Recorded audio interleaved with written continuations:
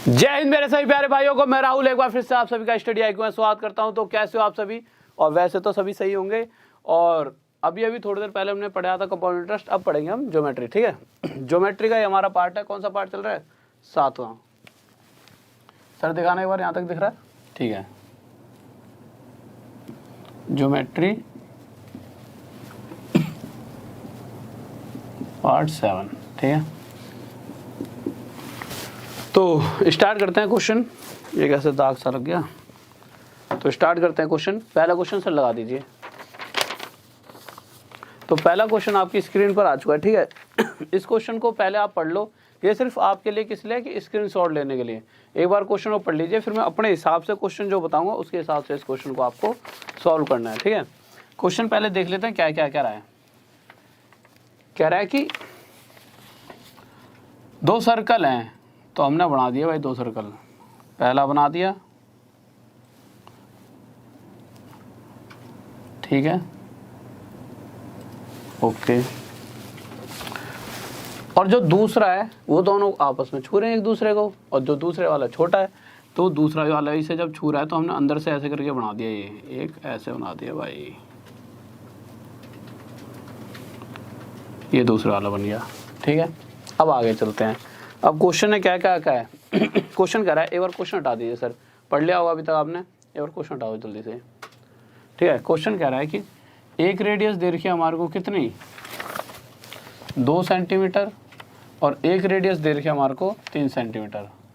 तो अब ये तो मुझे बताने की जरूरत ही नहीं है, ये 2 सेंटीमीटर वाली रेडियस किसकी होगी और 3 सेंटीमीटर वाली किसकी होगी। साफ पता लग रहा है 2 सेंटीमीटर वाली रेडियस इस छोटे वाले सर्कल की होगी और 3 सेंटीमीटर वाली रेडियस इस बड़े वाले सर्कल की होगी।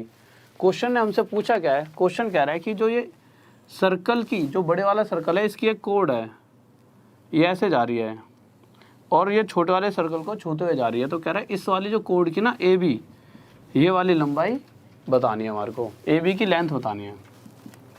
ठीक है भाई, अब देखते हैं कैसे कैसे क्वेश्चन को हम सॉल्व करने वाले हैं। अब आप मुझे कुछ छोटी छोटी सी बात बताना। अगर मैं आपसे पूछूं कि मैंने यहाँ पर ऐसे करके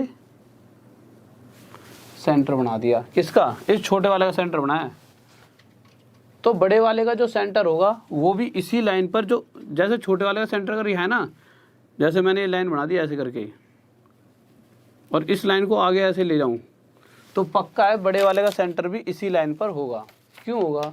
क्योंकि अगर मैं एक छोटा सा बनाऊं, मैंने ये लाइन खींच दी, तो यही लाइन अगर छूते हुए बन रहा है तो यही लाइन इन दोनों को भी आपस में बराबर हिस्सों में बांटेगी। तो यही बड़े वाले के लिए भी डायमीटर है और छोटे वाले के लिए भी यही लाइन डायमीटर है। फ़र्क इतना है कि बड़े वाले के लिए डायमीटर का मतलब है यहाँ से लेकर यहाँ तक, और छोटे वाले के लिए यहाँ से लेकर यहाँ तक। अब हम क्वेश्चन पर आए, तो मुझे एक छोटी सी बात जो आप बता ही दोगे एक सेकंड में, कि अगर ये सेंटर है छोटे वाले सर्कल का, तो सेंटर से हमें पता क्या लगेगा कि इधर से ये लाइन जाके जब यहाँ टच होगी तो ये भी रेडियस, और यहाँ से ये लाइन आके यहाँ टच होगी तो ये भी रेडियस। अगर छोटे वाले सर्कल की रेडियस 2 सेंटीमीटर है तो मैं कह सकता हूँ यहाँ से लेकर यहाँ तक की दूरी 2 सेंटीमीटर, और यहाँ से लेकर यहाँ तक की भी दूरी कितनी आ जाएगी? 2 सेंटीमीटर ही आ जाएगी। इस बात में तो किसी बच्चों को कोई डाउट नहीं होना चाहिए। पर अगर मैं यहाँ से लेकर यहाँ तक की टोटल लंबाई की बात करूं, पूरी डायमीटर की बात करता हूं, तो 2 और 2 कितनी हो जाएगी? 4। अब एक बात बताइए, जो बड़े वाले सर्कल का जो सेंटर है वो कहाँ पे हो सकता है? वो यहाँ भी हो सकता है, वो यहाँ भी हो सकता है, वो यहाँ भी हो सकता है, पर होगा तो किसी एक ही जगह। ऐसा तो नहीं यहाँ हो सकता है या यहाँ, मतलब कोई भी एक जगह होगा। अब मैं कहूँ कि सेंटर इसका बाहर हो सकता है, मैंने कहा यार सेंटर यहाँ पे है बड़े वाले सर्कल का, मैंने कहा सेंटर यहाँ पे बनेगा, तो आप देखते ही कहोगे नहीं बन सकता कभी भी। क्यों नहीं बन सकता? क्योंकि रेडियस कितनी है उसकी? 3 सेंटीमीटर। तो कहने का मतलब क्या है कि अगर ये सेंटर होगा तो सेंटर से इधर जाकर ये वाली लंबाई कितनी होनी चाहिए? 3 सेंटीमीटर की। पर 2 और 2 4 सेंटीमीटर तो यही हो गया, तो रेडियस तो बहुत बड़ी होगी, तो सेंटर ये हो ही नहीं सकता। अगर मैं कहूँ कि ये सेंटर है बड़े वाले सर्कल का, तो आप कहोगे ये भी नहीं हो सकता सेंटर। मैं कहूँगा क्यों? क्योंकि यहाँ से लेकर यहाँ तक की लंबाई इस लाइन की कितनी देर की है? 4, और जबकि रेडियस कितनी है बड़े वाले सर्कल की? 3। तो भाई ये तो बड़ा हो गया ना थोड़ा, तो थोड़ा सा हम इधर और खिसकेंगे।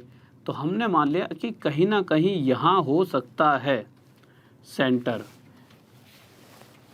और अगर ये सेंटर मानूंगा तो मुझे पता है यहाँ से लेकर यहाँ तक की दूरी कितनी होगी, 3। अगर ये पूरी यहाँ से यहाँ तक 4 है और ये हिस्सा यहाँ से लेकर यहाँ तक 3 है, तो 4 में से अगर 3 जाएगा तो ये बचा कितना, 1। और इस पॉइंट को मैं लिख देता हूँ P। तो मैंने देखा कि ये वाला जो पॉइंट आया है ये यहाँ से कितनी दूरी पर है, 1 की दूरी पर है। अगर ये पूरा लेते ना आप यहाँ से लेके यहाँ तक तो ये पूरा 3 होता, पर ये जो हिस्सा है ये 1 है, इसकी लंबाई 1 सेंटीमीटर आ गई। इस वाली बात में किसी भी बच्चे को कोई दिक्कत नहीं होगी। आगे चलते हैं। अब मुझे एक बात बताइए, अगर ये सेंटर है बड़े वाले सर्कल का और इस सेंटर से अगर मैं कोई भी लाइन खींच दूँ जो सर्कल को टच हो जाएगी तो रेडियस बन जाएगी। भाई किसी भी सर्कल के अंदर अगर सेंटर से मैं कोई भी लाइन ऐसे सर्कल को टच कर दूं तो रेडियस, यहाँ टच कर दूं तो रेडियस। इसी तरह से अगर मैं यहाँ से इसे यहाँ टच कर दूं तो ये बड़े वाले सर्कल की रेडियस, जो कि क्वेश्चन में कितनी देर की है, क्वेश्चन में 3 देर की है, तो ये हमारी कितनी हो गई, 3।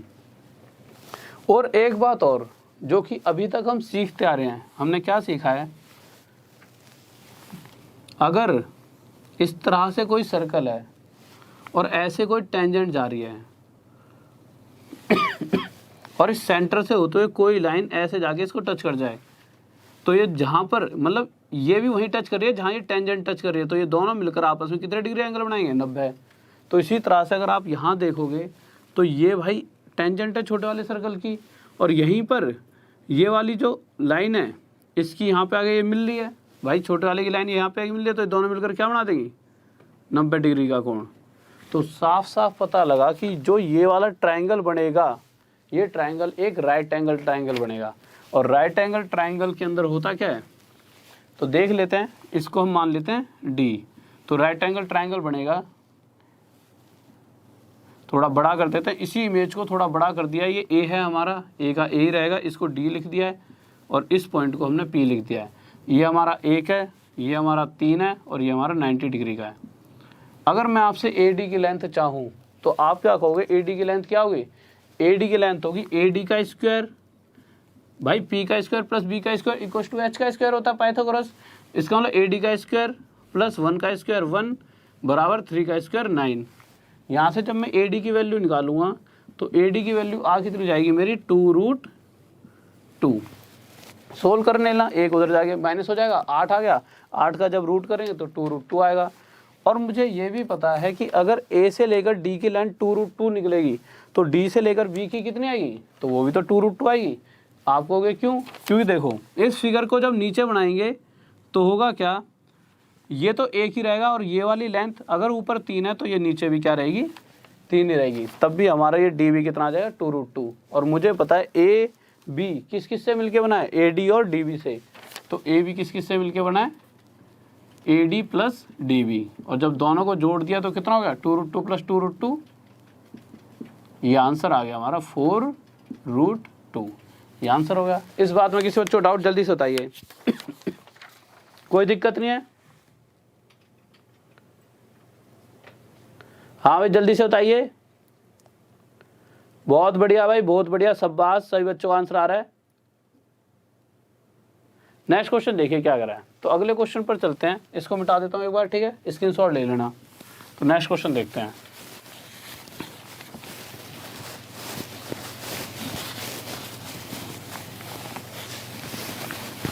अब इसी तरह से क्वेश्चन वो कभी कभी कैसे दे देता है, वो क्वेश्चन दे देगा,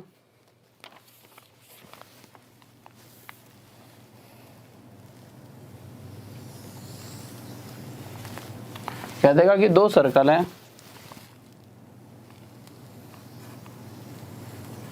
ठीक है, बना दिया दो सर्कल। उसके बाद कह देगा ये लाइन खींच दी हमने, ये लाइन है हमारी ए सी और डी बी, ठीक है।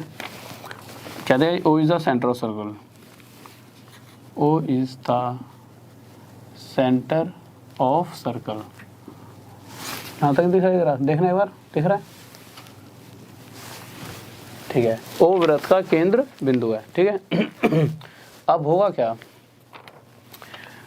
क्वेश्चन के अंदर दे रखा है ना, ओ से एक पी पर ऐसे लाइन खींची गई जो इस पे कितने डिग्री एंगल बना रही है, जो इस पे बना रही है 90 डिग्री एंगल, ये बना दिया इसने 90 डिग्री का angle. O P perpendicular A B, और उसने दे रखा है छोटे वाले की रेडियस दे रखी है R1 दे रखी है उसने 7 सेंटीमीटर, R2 दे रखी है 13 सेंटीमीटर 13 सेंटीमीटर, और उसने पूछा हमसे AC कितना होगा, और OP की लेंथ दे रखी है उसने कितनी, OP दे रखी है 3 सेंटीमीटर। तो हमसे उसने AC पूछा AC कितना होगा, तो जल्दी से बताइए AC क्या होगा, जल्दी से करें, AC बताएं।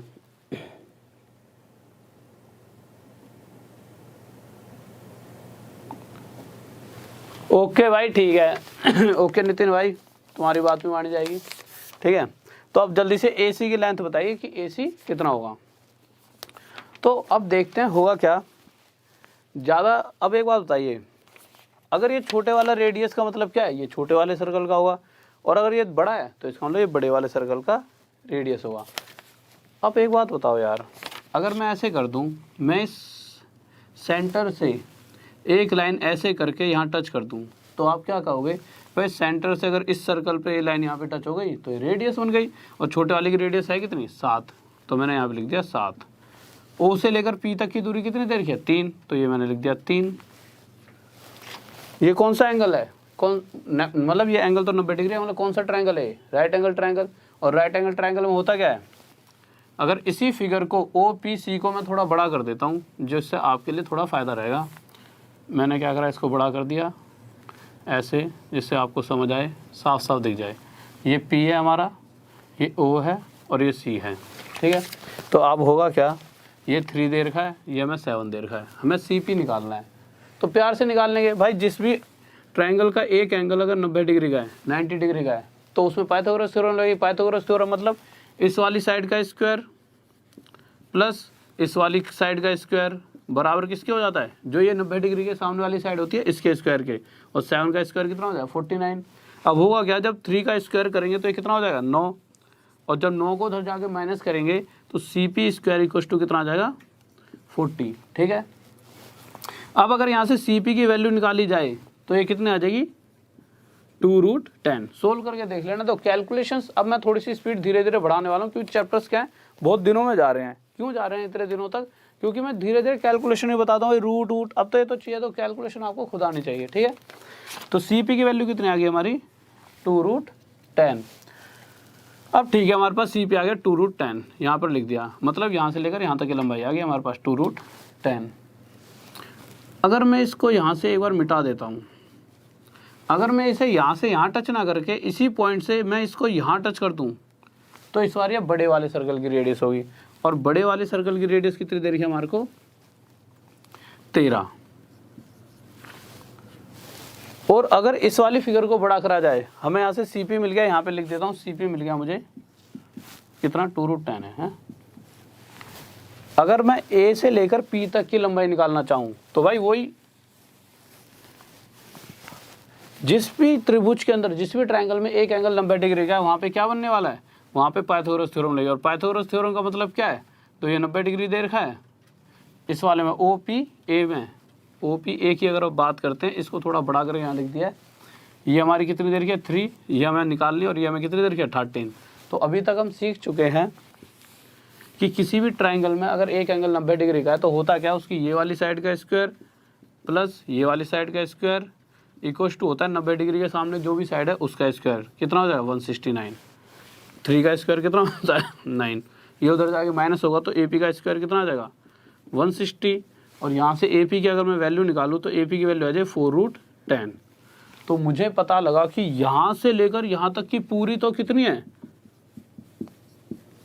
4√10, यहाँ से लेकर यहाँ तक कितनी है पूरी 4√10, और ये वाला हिस्सा कितना है 2√10।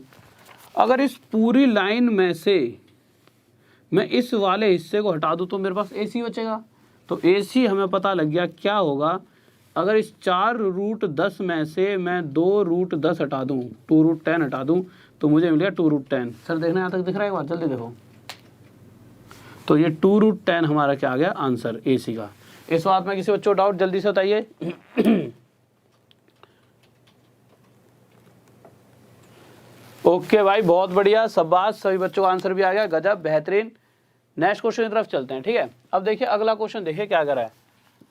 और एक क्लास जो अभी तक बहुत से बच्चे सोच रहे हैं सर एक क्लास स्टार्ट करने वाले थे आप सुबह सुबह, उस क्लास के अंदर ऐसा है जो थोड़े से इस तरह के क्वेश्चन होते हैं ना जो सुबह चलाया करेगी। टाइमिंग मैं बता देता हूँ, कल से ही स्टार्ट हो जाएगी। ऐसा था कि वो क्लास अभी तक इसलिए स्टार्ट नहीं हो पा रही थी, उसमें दिक्कत बस इतनी सी चल रही थी क्लास को स्टार्ट होने में कि कोई ना कोई जैसे होली आ गई तो क्लास शिफ्ट कर दी। ठीक है, फिर कल थोड़ा सा कहीं बिजी थे तो इस चक्कर में कल वो क्लास थोड़ी सी शिफ्ट होनी पड़ी आज सुबह सुबह। अब कल से पर परमानेंट आएगी वो क्लास, कल से रेगुलर बेसिस पर वो क्लास चलने वाली है आपकी। और दूसरी बात उसमें होगा क्या कि ना कोई भी किस तरह से, मैं थोड़ा सा बताया तो आपको उस क्लास में चलने क्या वाला है। क्वेश्चंस जैसे ये क्वेश्चन है, ये क्या है, ये क्वेश्चन हमारे बिल्कुल डायरेक्ट है, एक ही मेथड पर चल रहे हैं, मतलब अलग अलग, बट वो कुछ क्वेश्चन ऐसे होते हैं जिसमें 3-4 क्वेश्चनों को मिक्स करके एक क्वेश्चन बना दिया जाता है। हाँ, ऐसा नहीं कल ही सबसे टफ क्वेश्चन डाल दूंगा मैं सीरीज का, कम से कम बहुत सारे टफ क्वेश्चंस की लिस्ट बना रखी है मैंने, हो तो गए 600-700 और भी ढूंढ रहा हूँ, मतलब 1000-2000 की पूरी लिस्ट बन जाएगी कुछ दिनों में। तो उसमें से सबसे पहले उस लिस्ट का जो सबसे आसान क्वेश्चन होगा वो कल कराएंगे। ठीक है, उसके बाद जो अगला क्वेश्चन उससे और आसान होगा वो उससे अगले दिन कराएंगे। फिर उस मतलब आसान नहीं, मुश्किल थोड़ी, सॉरी मुश्किल का आसान कह रहा हूँ, पहले दिन आसान, मतलब आसान तो नहीं होगा, इनसे तो बहुत ही टफ होगा उसका लेवल, बट इस तरह से लेके चलेंगे। पहले दिन कुछ क्वेश्चंस ऐसे जो हल्के, आपको यूँ ना होगे पहले दिन आके अरे क्या करा दिया। ठीक है, फिर उसके बाद थोड़ा और लेवल बढ़ाएंगे, फिर और लेवल, और बढ़ाते बढ़ाते एकदम हाई लेवल पर चीज़ों को ले जाएंगे, और लेवल बिल्कुल अप ही रहेगा उसका, कि जो क्वेश्चंस आपने कभी देखे होंगे और आपको ये लगते होंगे यार ये क्वेश्चंस तो थोड़े से टफ होते हैं, उस तरह के क्वेश्चंस को लेंगे। हाँ, पहले दिन से एकदम टफ चीज़ें नहीं ले लेंगे, इतनी लेंगे कि हाँ आपको लगेगा कि हाँ चीज़ें कुछ दम है, फिर उन्हीं चीज़ों को हम देखें किस तरह से आसान तरीके से कर सकते हैं। हाँ, वो टफ लेवल की एक,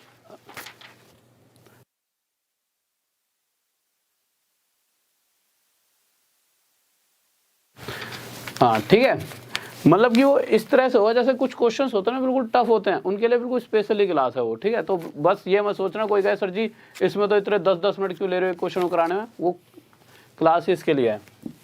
तो अगला क्वेश्चन देखते हैं।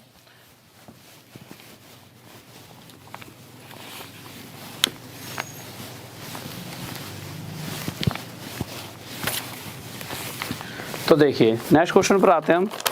नेक्स्ट क्वेश्चन क्या कर रहा है हमारा, ये हो गए, ये भी हो गया, ये क्वेश्चन तो हो गया यार, ये वाला ले लेते हैं। देखिए एक ये क्वेश्चन है, बहुत ही प्यारा सा है। ठीक है, बहुत आसान सा क्वेश्चन भी है। क्वेश्चन में कहेगा क्या, वो आपको इस तरह से क्वेश्चन देता है कभी कभी, क्या देगा कि 2 सर्कल हैं,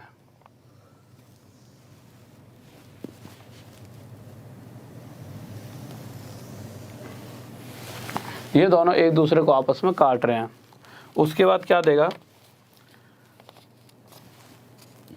ये इसका सेंटर है, ये इसका सेंटर है, ये इसको यहाँ से यहाँ टच कर रही है लाइन, ये इसको यहाँ से यहाँ टच कर रही है, और ये ऐसे जोड़ दिया हमने। इसको हमने मान लिया C1, इसको मान लिया C2। अगर कभी भी मैं कोई लाइन ऐसे खींचूँ, ठीक है, मैं यहीं पे बताता हूँ, नहीं तो अलग से बतानी चाहिए थी। तो ये लाइन अगर भाई यहाँ से और यहाँ पे जुड़ रही है, तो इस लाइन को, ये लाइन सेंटर सेंटर जोड़ रही है ना, हमेशा यहाँ पे 90 डिग्री एंगल बनाएगी। ये बातें हमेशा ध्यान रखना, किधर डिग्री एंगल बनाएगी, 90 डिग्री का। अब क्वेश्चन पर आता है, क्वेश्चन क्या कह रहा है, कह रहा है ये पॉइंट A है, ये पॉइंट D है, AD की लेंथ बतानी है कि AD कितना होगा। और क्वेश्चन के अंदर दे क्या रखा हमारे को, क्वेश्चन में दे रखा है कि इसकी R1 की रेडियस दे रखी है हमारे को 15, R2 की रेडियस दे रखी है 20, और C1 से लेकर C2 तक की दूरी दे रखी है हमारे को 25। तो हमारे को AD की लेंथ बतानी है। तो जल्दी से एक बार फिगर उतार लीजिए कॉपी में, फिर करते हैं, या फिर पहले करवाई देता हूँ। ठीक है, तो अब देखो इस क्वेश्चन को हम 3-4 तरीक़ों से कर सकते हैं। 3-4 तरीके कौन से हैं, जैसे सबसे पहला तरीका, अगर आप एक छोटी सी बात बताइए, अगर ये एंगल 90 डिग्री है, ठीक है, सबसे पहली बात तो दो तरीके, चलो पहले वाला तरीका बताता हूँ। ट्रिपलेट का यूज़ करके बताते हैं पहला तरीका, फिर दूसरा विदाउट ट्रिपलेट करेंगे। ठीक है, पहले वाले में ट्रिपलेट का यूज़ कर लेते हैं। बट यह है कि अगर आपको दिमाग में भरे पड़े हैं ट्रिपलेट रटे हुए हैं, तब दे सकते हो इस क्वेश्चन को आप एक सेकंड में आंसर। कैसे? आप देखो ये 90 डिग्री एंगल है, तो इस छोटे वाले ट्रायंगल में कहीं ना कहीं पक्का पक्का ट्रिपलेट चलेगा। और ये वाला एंगल भी कितने डिग्री है? 90 डिग्री का। इसके अंदर भी क्या चलेगा? पक्का पक्का ट्रिपलेट। आप देखो 90 डिग्री के सामने वाली साइड क्या होती है? हाइपोटेन्यूस। इसका R1 का रेडियस कितना है? 15। और R2 का रेडियस कितना है हमारे को? ये 20 दे रखा है।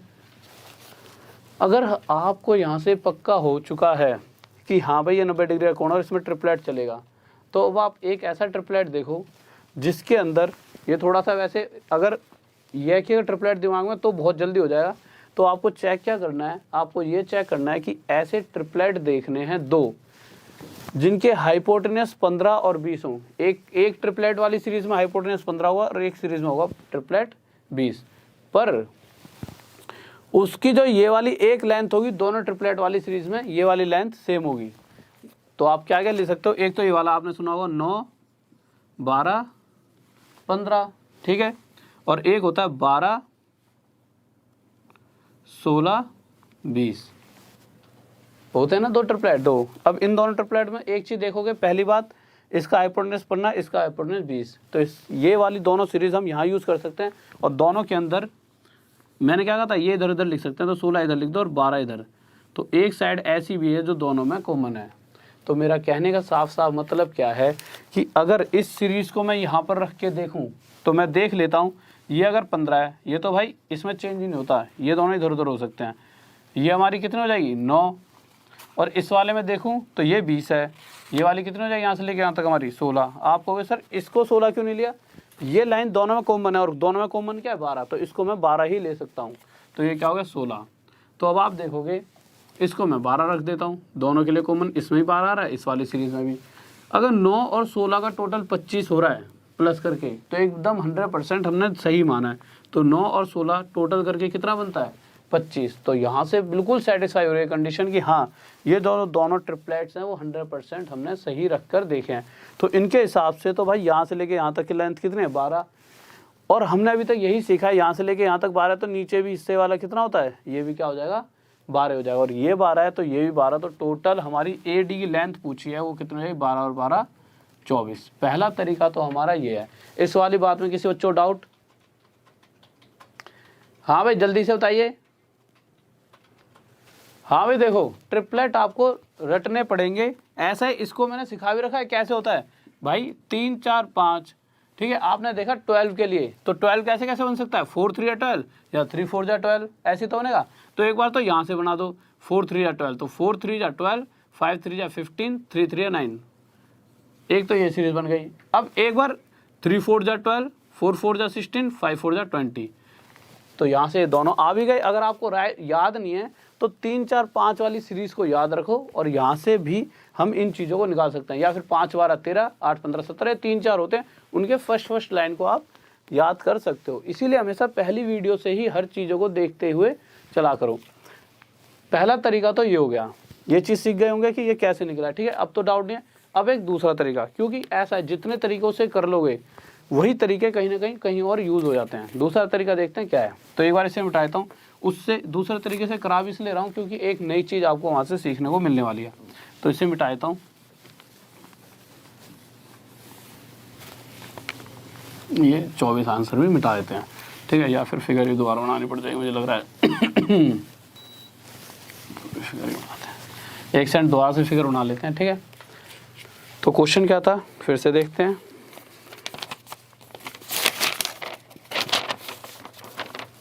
कहाँ फेंक दिया?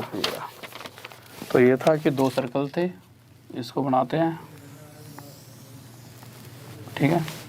एक सर्कल ये था, एक सर्कल हमारा ये था। फिर मैंने क्या कहा था, ये इसका C1 सेंटर था, ये इसका C2। दूसरे तरीके से करके देखते हैं, ध्यान से जल्दी जल्दी देख लेते हैं क्या होगा। इसको इससे मिला दिया, इसको इससे था और इसको इससे। इसकी लंबाई हमारी 15 थी, इसकी हमारी 20 थी R2 की, और यहाँ से लेके यहाँ तक ये पूरा कितना था? 25। अब एक बार बताओ, अगर आप देखोगे 15 20 25, ये देखने से क्या लग रहा है? पक्का पक्का ट्रिपलेट लग रहा है भाई। 15 20 25 ट्रिपलेट है कि नहीं? 15 20 25। अगर याद ना हो तो काट के देख लो। 3 से 5 दिए 15, 5 4 जा 20, 5 5 जा 25, 3 4 5 हो रही है वाली फॉलो सीरीज, इसका मतलब 100% इन तीनों साइड्स में ट्रिपलेट लग रहा है। पर मैंने बताया ट्रिपलेट तभी लग सकता है जब जो ट्राइंगल है वो राइट एंगल ट्राइंगल हो। कहने का मतलब यह है कि उस ट्राइंगल में से किसी एक कोण कोई एंगल 90 डिग्री का होना ही होना चाहिए। और 90 डिग्री कौन सा होगा? 90 डिग्री वही एंगल होगा जिसके सामने वाली साइड सबसे बड़ी होगी। क्या साइड? ये सबसे बड़ी है या ये? तो आप देखोगे यहाँ से लेकर यहाँ तक की लंबाई 25 है ना हमारी, तो ये वाली साइड सबसे बड़ी है, तो इसके सामने वाला एंगल ही 90 डिग्री होगा। तो 100% ये एंगल हमारा कितने डिग्री का होगा?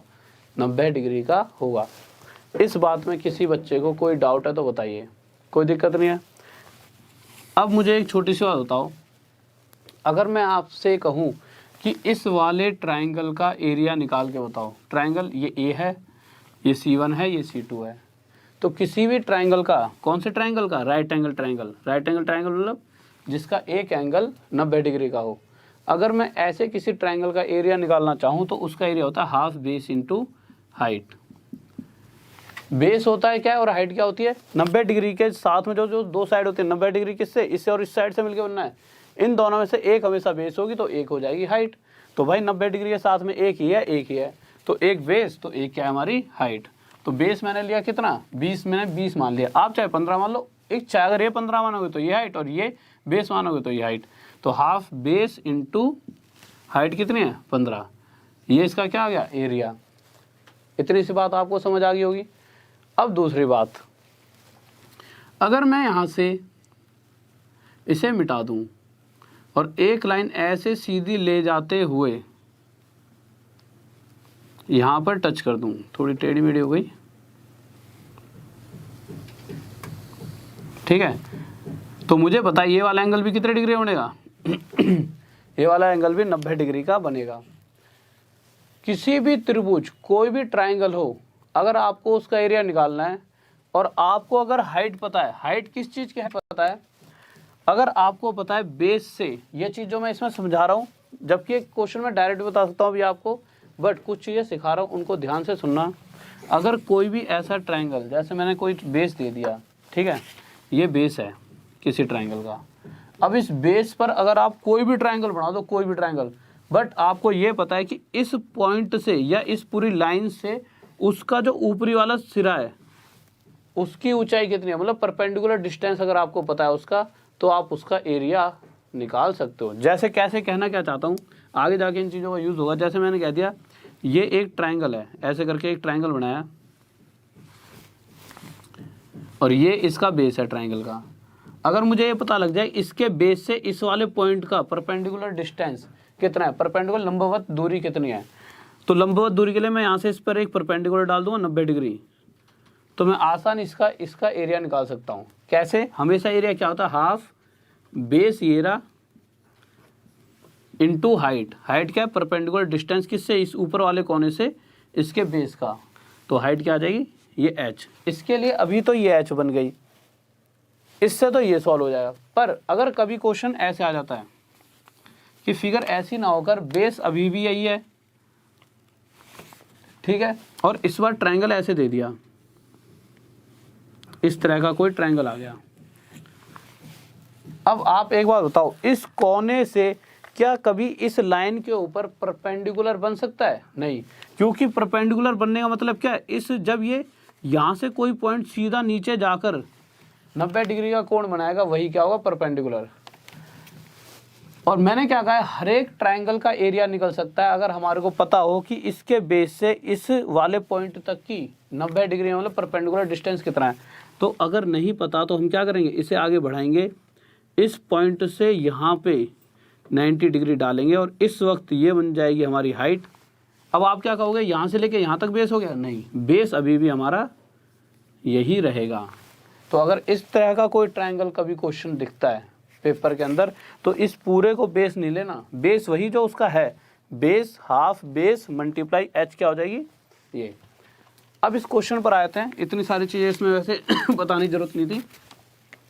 तो अभी ये जो क्वेश्चन है वो इस टाइप का है, बेस ये है और ऐसे जाके फिगर बननी है, इससे यहाँ पर एक 90 डिग्री का कोण बन गया 90 डिग्री का, जिसके अंदर ये तो बेस हो गया। और मैंने क्या कहा था, अगर हमें किसी भी ट्रायंगल का एरिया निकालना है तो उसका बेस मल्टीप्लाई h, h मतलब वो हाइट जो 90 डिग्री का कोण बना रही है इस कोने से, परपेंडिकुलर डिस्टेंस यहाँ से। तो अगर मैं इसका एरिया निकालना चाहूँ तो आप क्या कहोगे, हाफ बेस, बेस क्या है यहाँ से लेकर यहाँ तक की दूरी कितनी देर की है, 25, तो 25 रख दिया, इनटू हाइट, हाइट कितनी है यहाँ से लेकर यहाँ तक की दूरी, ये हमें पता नहीं, यही तो निकालनी है हमें, तो हमने रख दिया इनटू हाइट h। कोई दिक्कत जल्दी से बताइए, कोई दिक्कत नहीं है, काटा पीटी करके देख लें, कर लेते हैं। आधे से आधा कट गया, 5 से 4 पर, 5 से 5 पर, फिर 5 3 या 15, 4 3 या 12, तो हमारे पास h आ गई 12। h मतलब यहाँ से लेकर यहाँ तक की दूरी, ऊंचाई आ गई h 12। अगर ये 12 है तो मुझे ये भी पता है नीचे वाला जो हिस्सा है वो भी कितना होगा 12, और ये 12 और ये 12 टोटल हो गया कितना हो जाएगा 24। फिर से हमारी AD कितनी आ गई 24। तो जिस तरीके से आपको बेटर लगे उस तरीके से आप क्वेश्चन को सॉल्व कर सकते हो। जल्दी से बताइए, किसी बच्चों को कोई डाउट? हाँ भाई जल्दी से बताइए, किसी बच्चे को डाउट? कोई दिक्कत नहीं है। दो 12 नहीं, 12 तो बस ये आएगी हमारी, ठीक है। आंसर क्या आएगा, टोटल AB पूछा उसने ऊपर से लेके नीचे तक, तो AB हमारा कितना हो जाएगा टोटल 24। इस बात को आप समझ रहे हो, ठीक है। अब नेक्स्ट क्वेश्चन की तरफ चलते हैं, इसको मिटा दो एक बार। तो नेक्स्ट क्वेश्चन देखते हैं। अब कभी कभी क्या कहता है ये क्वेश्चन भी बहुत बार CGL में पूछा गया, बहुत ज़्यादा बार। तो कभी कभी क्या देता है वो क्वेश्चन के अंदर, तो कभी कभी क्वेश्चन के अंदर ऐसे कहता है, टाइम कम है तो जल्दी से बताता हूँ 1 सेकंड में। कभी कभी कहता है कि दोनों सर्कल का जो रेडियस है बराबर है। अगर दोनों सर्कल के रेडियस जैसे 5 सेंटीमीटर दे दिया, अब इससे आप क्या समझोगे, दोनों का सर्कल का रेडियस 5 सेंटीमीटर है, मतलब है कि दोनों सर्कल का जो एरिया है वो बराबर है। ये भी ऐसे ही बनेगा और ये वाला भी ऐसे ही बनेगा, और जो दोनों सर्कल हैं वो कहाँ पर जाएंगे, ये इसके मिड पॉइंट से होते हुए गुजरेगा और ये इसके सेंटर से होते हुए गुजरेगा। उस वक्त में जब AB की लेंथ पूछी जाती है, इस AB की, तो डायरेक्ट इसका तो फॉर्मूला याद कर लो, ज़्यादा टाइम वेस्ट नहीं करना। इसका फॉर्मूला होता है √3r, क्योंकि टाइम भी नहीं है, तो √3r कितना है 5, तो 5 √3 इस AB की पूरी लेंथ आती है, ठीक है। डायरेक्ट याद कर लेना √3r किस केस में, जब रेडियस दोनों का बराबर होता है, ठीक है। और ये भी याद रखना दोनों एक दूसरे के सेंटर से गुजरते हैं, ठीक है। और साथ में आज की क्लास को हम यहीं पर ख़त्म करते हैं। और अगर आप मुझे फॉलो करना चाहते हो फेसबुक पर, तो राहुल देसवाल स्टडी IQ यहाँ पे फॉलो कर सकते हो, ठीक है, फेसबुक के लिए। और अगर आप इंस्टाग्राम पर फॉलो करना चाहते हो तो भी राहुल देसवाल स्टडी IQ। और अगर टेलीग्राम पर अगर आपको कोई भी अगर PDF वगैरह चाहिए तो टेलीग्राम पर ज्वाइन कर लें, मैं टेलीग्राम पर PDF डाल दूँ जितने भी आपके चैप्टर्स कराए हैं, ठीक है।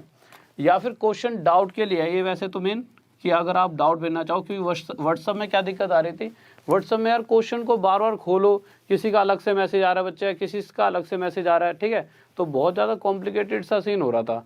तो इसमें क्या होगा, एक सीरीज़ में क्वेश्चन पड़े रहेंगे। तो टेलीग्राम पर डाउट भेजने तो टेलीग्राम पर भेजना, और टेलीग्राम भी किससे नाम से, राहुल देसवाल स्टडी IQ के ही नाम से आप उसे ज्वाइन कर सकते हो, ठीक है। और साथ में यार एक बार इतने सारे स्टूडेंट्स देख रहे हो तो लाइक तो कर दो कम से कम। अगर 700 बच्चे देखते हो तो 700 लाइक तो करके ही जाया करो। इतना सी बस, इतनी देर तो हम पढ़ लिए, साथ भी निभाया हमने आपका और आपने हमारा, इतनी देर तो बैठे रहे, साथ में एक छोटा सा लाइक कर दे करो। और आज की क्लास तो यहीं पे ख़त्म होती है। और साथ में आखिरी शब्द बस यही कि जब भी जाओ एक प्यारा सा जय हिंद जय भारत का कमेंट कर दिया करो। और जय हिंद जय भारत, लव यू सभी को।